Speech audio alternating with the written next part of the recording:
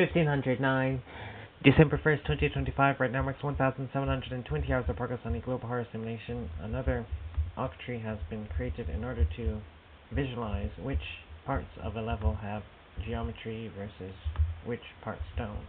And so this works by taking the bounds of an object and testing against that. And so some spheres are being drawn at those points to see which areas are within the bounds of an object. And one thing that has been learned about this by testing against the bounds is that the bounds does not conform to the actual mesh shape, but the box around the mesh in most cases, though it does appear to have some odd effects wherein there's a mesh with multiple different colliders of varying sizes, and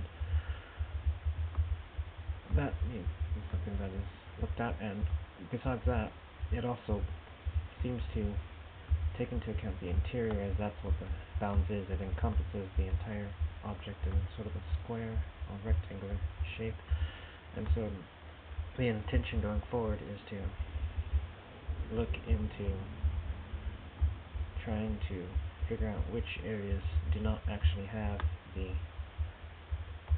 mesh overlapping them from the object, perhaps by looking at the vertex data, as the intention is to try to create a fog of war system wherein some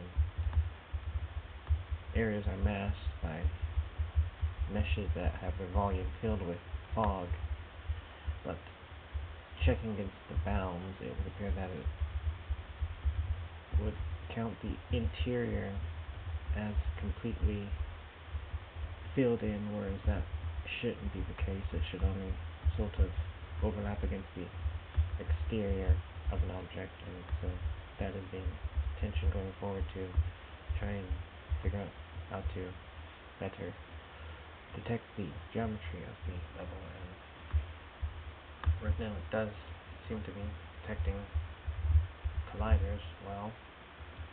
And as an example, this ground mesh here doesn't seem to have a collider, which is why it isn't picked up. But then, so the ground mesh, and then adding a collider to that